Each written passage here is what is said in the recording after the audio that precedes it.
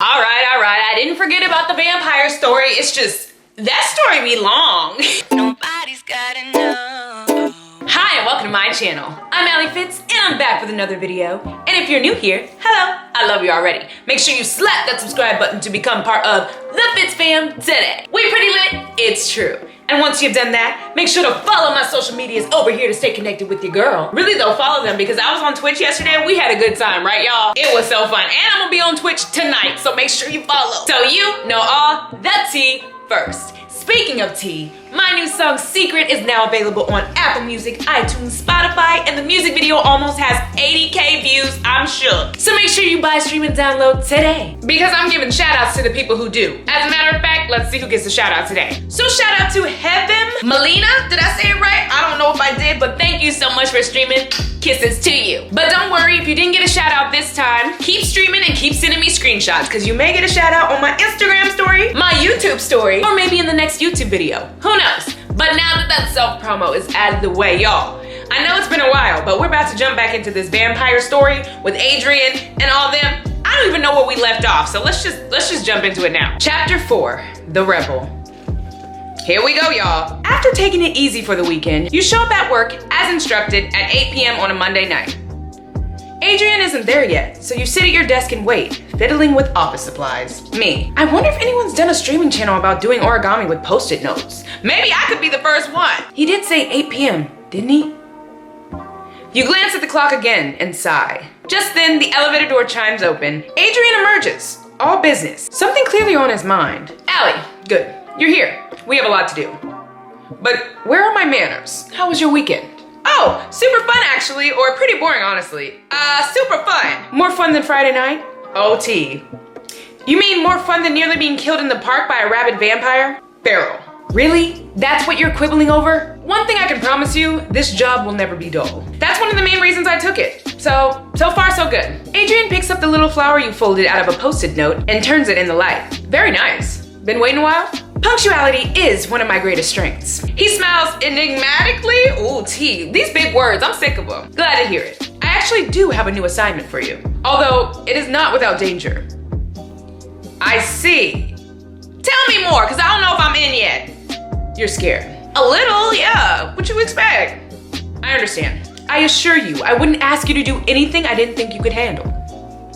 But if you want to back out, no, I can do it. I just want to know more. You follow Adrian into his office. He sifts through some papers on his desk. The feral that attacked us in the park, I've identified him. His name is, or was, Douglas Correct. He was a bartender employed by the Baron.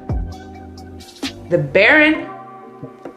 Yes, he's one of the 6 members of the council. Oh, snap! So one of the 6 members is a feral now? T. In life, he was a gangster in the 1920s, Prohibition era. A brutal, remorseless killer.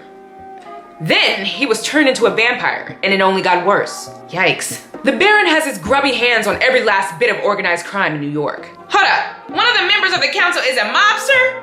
Whose idea was that? When the pact was formed, the Baron was one of the more powerful vampires in the city. All he had to do was snap his fingers and he'd have an army of criminals doing his bidding. We had 2 options. Let him in so we could work with him and control him, or go to war. So you didn't have a choice. Oh, we had a choice, and this is the consequence. A true monster with a permanent seat on the council. Sounds seriously scary. Whatever you're imagining, he's 10 times worse. Oh, snap. Okay, so what does this mean? As you know, the council issued a 0 growth order, so the population of vampires remained stable. But now, someone's been turning people unauthorized, creating clanless vampires who turn feral. Exactly. And it's been unclear where they've been coming from. But the fact that this Douglas Correct was employed by the Baron seems to point damningly in his direction. T. So what does that mean for me? We must deliver a summons to the Baron to appear before the council and account for Douglas Correct. Per our law, this summons must be delivered to the Baron in person. He's holed up at his speakeasy, the Shrike. But his guards won't let me or any of my clan enter. They know our faces. So you want me to go? Oh my God, but they don't know mine.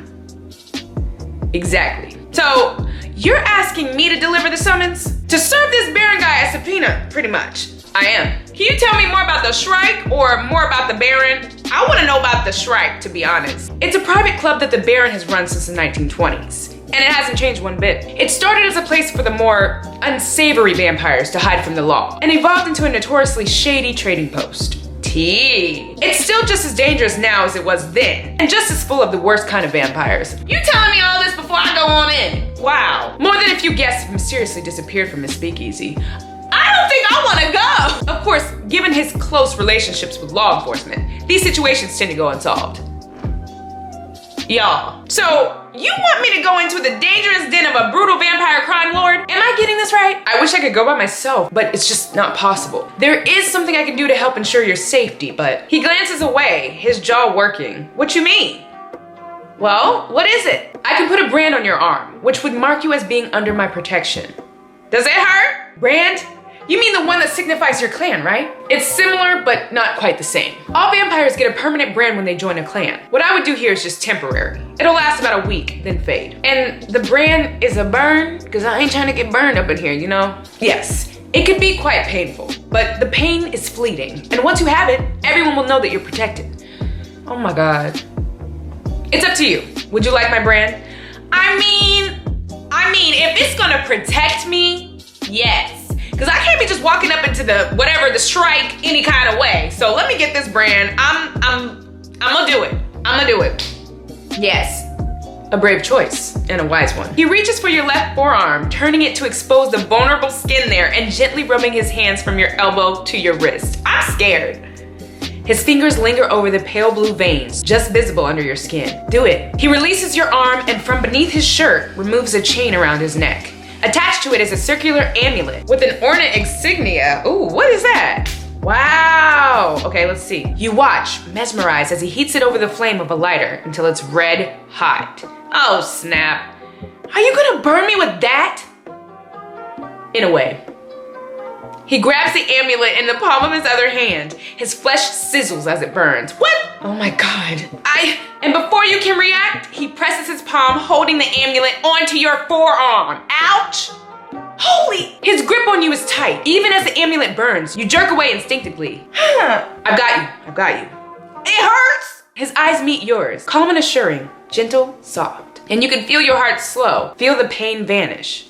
He finally pulls his hand away, leaving behind a red burn outlining the insignia on your arm. His blood spirals with yours, ew, hypnotic, and you can see the flesh healing instantly, the raw tissue twisting to form the impression of a brand. Whoa. And instantly, the pain is gone, replaced only by a gentle electric tingle. Reaching down, you trace the insignia with your finger, where his skin and yours burn in unison. This is weird. Huh. That was very brave. Few people can take that calmly. What can I say? I'm a sucker for a good tattoo. Just one step left. Still smiling, Adrian walks over to the other side of his office and takes out 2 dresses. Ooh! So, the Baron enforces a very strict dress code at the Shrike. Dress code? 1920s Prohibition era attire required. Luckily, we're prepared. He holds up the 2 flapper-style dresses for you to choose from. Oh, snap. Which do you want to wear? Let's see. Oh, okay, there's this one, glimmering gold, or that one's kind of boring. Nah, we gonna do the glimmering gold. You know why? Because thanks to Sinead Clark for donating, we can do the gold choices. So y'all better show Sinead some love up in here. Boom. Look at us, we look great. You pop into the bathroom to change and return to the office feeling transformed by the dress. I feel like a time traveler. You look incredible. Ooh. His eyes skim you over once more before he refocuses, looking serious. Now, there are some important guidelines you must remember. Okay, bring it. First, you must immediately announce yourself as a representative of a council member. Check. Then, as you approach the Baron, you must bow your head as you present the summons, okay? Announce and bow, check. The rest is common sense. Get in and get out, keep it brief. I feel ready. I probably should get going before I think too hard about what I'm actually about to do. Adrian leans forward and gently squeezes your shoulder. On your forearm, your brand tingles, a rush of electricity. Ooh! You're so taken aback that when you speak, your voice is almost inaudible. I look forward to your safe return.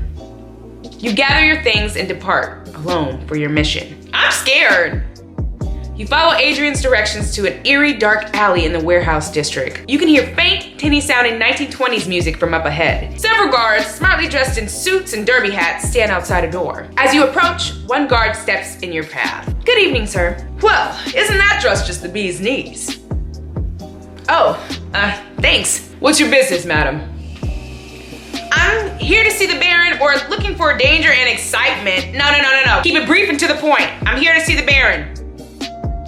Another one of his parties, eh? Good luck, sweetheart. Nice knowing you. What you mean? There's blood on the floor. Oh no. Inside, through thick smoke, you see a crowd of people in 1920s attire surrounding an old-timey cocktail bar. The decor is a mashup of turn-of-the-century lodge and modern-day industrial club. Exotic animal heads are mounted on the walls. Ooh.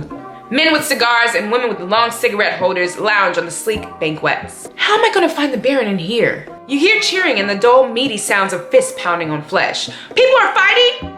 A crooked sign in the shape of an arrow, painted with the words, "To the pit," points down a set of stairs. I should head down to the pit or step up to the bar. No, they're punching over in the pit. I'ma step up to the bar. Maybe get a drink. As you push your way through the smoke to the bar, you get a better look at the clientele. I've never seen so many suspenders and spats in one place. And how do those women get their hair to do that wavy 1920s thing? T, you decide to head somewhere less noticeable, but as you step back, you bump into someone. Uh-oh. Oh, sorry. You turn to see a gaunt, greasy-haired vampire blocking your path. Can I help you, young lady? Yes, I'm looking for the Baron. Oh, you are? He laughs, then stops and stares at you, licking his lips. You're terrified, but you speak up as loudly as you can. I am. Can you help or not? Oh, I think I can be very helpful. He steps menacingly towards you.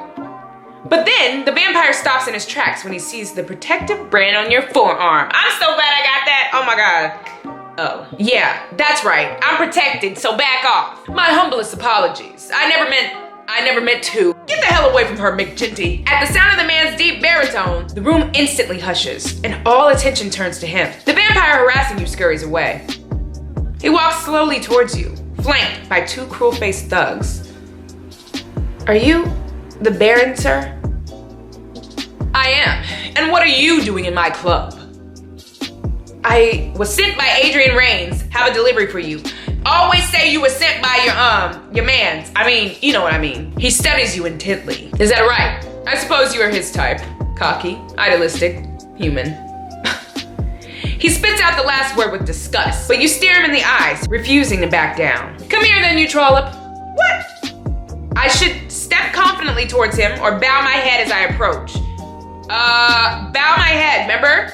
Yeah. The Baron snorts, pleased at your ingratiating display. Look at that, fellas. The kitten knows her place. I always like that. You step up close to the Baron, close enough to hear him wheeze on every exhale, close enough to smell his sausage breath. Ew. He leans in next to your ear. What do you have for me, you tart? Better make it good. Ew. I should spit in his face or hand him the summons. Why would I spit in his face? Let me just do what I gotta do here. He grudgingly plucks the summons from your hands, glancing at it casually. A summons before the council? Creating ferals?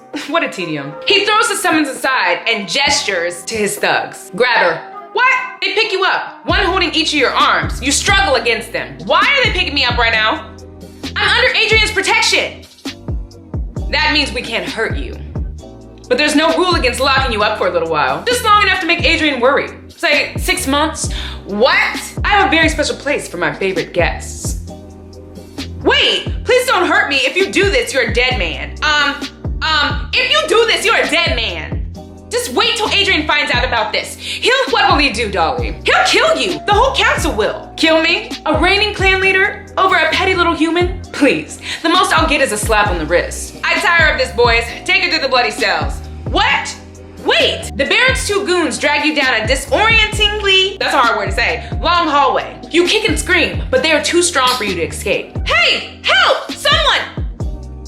From the end of the hallway, you see a figure accelerating towards you quickly, smoothly. What is it? The guards notice the figure and pause for a split second. But before they can even open their mouths to ask who it is, enough! Oh, who's that? What the? In one fluid gesture, the figure draws a katana from a sheath on his back and cuts through the air in a sharp horizontal line. Oh, he's not playing. The first guard's head pops off his neck with an arterial spray as his body crumbles to ash. Ew. Whoa. The second guard lurches towards him, slashing at his chest with a claw. But the figure ducks low, slicing upwards, cleaving the guard's arm clean off. As the guard staggers back, the figure draws a wooden stake out of his jacket, twirls it in his hand, and drives it into the guard's chest. Ooh, this a man. Die. The guard explodes into a cloud of ash. You look up into the glowing red eyes of your rescuer. Let's go. He grabs your hand and pulls you down the hallway. He saved me. What's going on? Who are you? Talk later. We have to get out of here, now. All right. He pulls you out a back door, down a side street, past the docks, and through a series of alleys. Me. Finally, you follow him through an unmarked door and he slams it shut behind you, locking it with several massive bolts. Your heart is racing. You collapse, panting. The vampire who saved you collapses into a chair. The glow fades from the vampire's eyes and his fangs recede. Oh my God. You can stop panicking. We lost them. Who are you? Hell of a way to say thanks. Sorry, thank you for getting me out of there, but who are you and where am I? Name's Jax Masu. This is my safe house. Before you can ask more, a door at the end of the room swings open. Two vampires walk in, eyeing you cautiously. A burly man covered in tattoos and a little girl. Is she a new friend? Can I play with my new friend? Bringing home strays now, are we? Ah! Jax lets out a weary sigh. The Baron's men were dragging her off. I had to do something. Alli, meet Lula and Arnold. They're hiding out here too. Arnold shoots you a curdling scowl. Should've let the Baron's boys have her. She chose to serve the clans. She ought to die by them. Ah! You're clanless vampires, hiding from the council. Look at that, a quick learner. No wonder Adrian hired you. How do you know so much? Have you been following me? Jax shrugs. Why? Because he thought he could use you as a spot. Right. Arnold, could you take Lula to the other room? Whatever you say, boss. Arnold leads Lula away, leaving you alone with Jax. So, you've been following me. Jax, that's not cool, or thank you for saving me. That's not cool. Stalkers, nah. Hey, if I hadn't followed you to the strike, the Baron's men would have dragged you off. Again, you're welcome. Thanks for saving me, but I'm not okay with you following me around anymore. Pretty safe to say that ship has sailed. So, am I your prisoner now? Please. Last thing I need is Adrian tearing up this city looking for you. My people are hunted enough as it is. He walks over to a cabinet, opens it, and pours himself a drink out of a tall brown bottle. What's in there? You're free to go anytime you want. Slip out the front door and you're probably fine if you blend into a crowd. Just like that? Jax takes a swig. Just like that. You start towards the door, but you're still thinking about that little girl. So, you guys, if you're clanless, doesn't that mean we'll become ferals? You nod. Jax cocks an eyebrow at you, as if taking you in for the first time. What do you care? Aren't you one of Adrian's lackeys? Look, I only even learned about vampires 2 days ago. I barely know anything. But you all seem like good people, and if you're in danger of turning into those monsters, then yeah, I do care. Jax stares at you for a minute, then pours a second drink and slides it your way. Oh, we in turn? Okay. Without the brand of an elder vampire protecting us, going feral is pretty damn common. Some of us can resist it through sheer will. Not many, though. We found that we can often delay it by feeding off humans we were close to before the turning. Something about the lingering emotional connection. But often, it's only a matter of time. That's terrible. Yeah, it's all terrible. No one here wanted to be turned into a vampire. Most of us just wanted to go about living our lives. Instead, we have to hide in the shadows, watching out for our own kind, dreading the day one of us goes feral. Couldn't the clans let you in? Give you brands to protect you and all? Oh, they could. They could save all my people in an instant. They just choose not to, because all they care about is their precious little empire. He smashes his fist down angrily, and his glass explodes in his hand. He glances down at it in annoyance. The door at the end of the room flies open, and Arnold and Luca look in. Everything okay? We heard a break! Yeah, I'm fine. Just got a little heated. Listen, Alli, you should probably go. Wouldn't want Adrian to come looking. You look around at the other vampires in the safe house, seeing them in a new light. This is your chance to meet some clanless vampires and get closer to Jax. Wait, do we do this? I mean, I don't know. Why not? Why not? Let's go. Let's stay. For a little while at least, if that's okay. You, really? Jax eyes you up and down, suspiciously at first, but then he seems to make up his mind about something. You're welcome to. Go ahead, talk to the others. See how the other half lives. Lula has settled down to play with some toys, and Arnold is busy pouring himself a drink. I'll go talk to Lula first. You and Jax walk over to Lula. Lula, this is Alli. Alli, this is Lula. Are you having a tea party? Me! My elephant Esteban loves green tea. Would you like some? Yes, please. You sit with her and have a tea party as you talk. Are you here with your parents? No, they aren't allowed. After my uncle bited me, I had to stay with Jax. We don't have a home, and it's hard to find food to drink. Child vampires are tricky. They don't have the self-control to feed on a human without draining them. Yikes. To keep her parents safe, we take care of her here with pre-exsanguinated blood. What? Jax glances at Lula briefly before leaning in to whisper to you. Also, because it's too hard for her parents to wonder how long it might be. When you don't have a clan, you go bite, bite, bite. Pharaohs are sick, Lula, and we're working hard to keep all of us from getting sick. My mama said I wasn't her baby anymore. She said I'm a monster. Sorry, I have to get something to drink. Jax, will you play some Go Fish with me later? For the first time, Jax smiles. He ruffles Lula's hair. Of course. He hugs her, pours a cup of pretend tea for her elephant, and follows after you. You can see how tough it is, being rejected from both the human world and the vampire world. Have you spoken to anyone on the council or looked for help outside the city? Have you spoken to the council? No, because I value my life. The council policy with clanless is kill on sight, but maybe some of them are a little more lenient. I mean, I think Adrian would hear you out. It doesn't matter what you do. No laws can change without a majority of the council's approval. LaCroix, Castellanos, the Baron, they're never changing their mind. Suddenly, Jax lurches to the side with a gasp, gritting his teeth. Uh-oh, what happened? What's the matter? Nothing. He lifts up his shirt and you see a long, bloody gash in his side. You trying to tell me that's nothing? One of the Baron's guards got me before I got him. It's not bad though. Well, it's not good. Some of the other vampires crowd around. You need to feed, Jax. That wound's not gonna heal itself. Yeah, well, we're not meeting up with the volunteers for today's feedings until later. We need a human now. All eyes turn to me, and I'm turning out. I'm leaving, bye. Jax, you can feed on me. I'm not comfortable with that. I don't even know you. That's fine, I'll be okay. I'm really sorry. Listen, we gotta get moving. Safe houses are only safe for so long. I feel bad, but like, would y'all do it? It was good to meet you, Alli. Thanks for being open-minded. I'm glad I got to spend some time with all of you. He scrawls something on a scrap of paper and hands it to you. My number, in case you need it. Oh, he gave me his number? Okay. Maybe I will let you feed. Oh. Hopefully, I won't be in a situation with the Baron's henchmen anytime soon. Hopefully not. But call if you need any kind of help at all. What about, can I text you? And a word of advice, don't trust anyone on the council. But Adrian's they turn on everyone sooner or later, always. I'll keep that in mind. I do hope we meet again. Till then. Wow. He pushes the front door of the warehouse open for you and smiles as you leave. Amazing dress, by the way. Looks great. Thank you.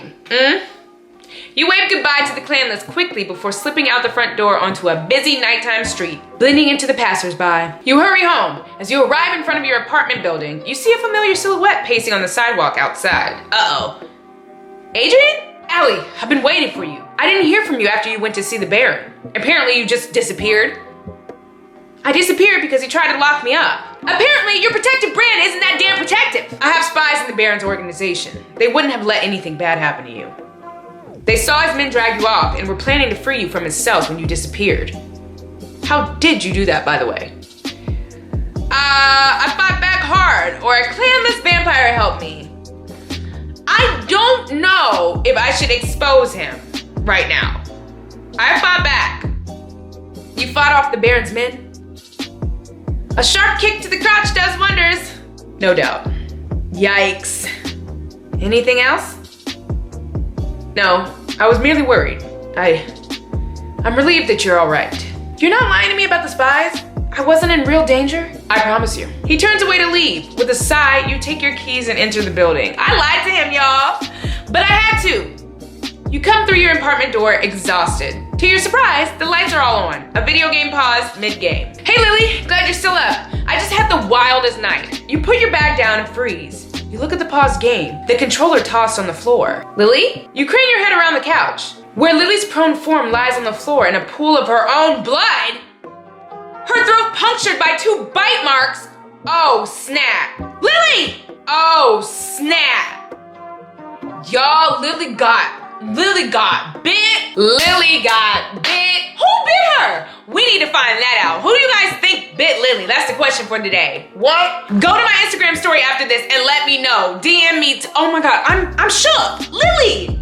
But if you enjoyed this long video and want more, make sure you give this video a thumbs up and share it to at least one friend today. Let me know if you did. And don't forget to buy, stream, and download my song Secret. Let's get it back up on the charts, FITZFAM. I know we can. So have a great day in the name of the Lord, and may God bless your every step.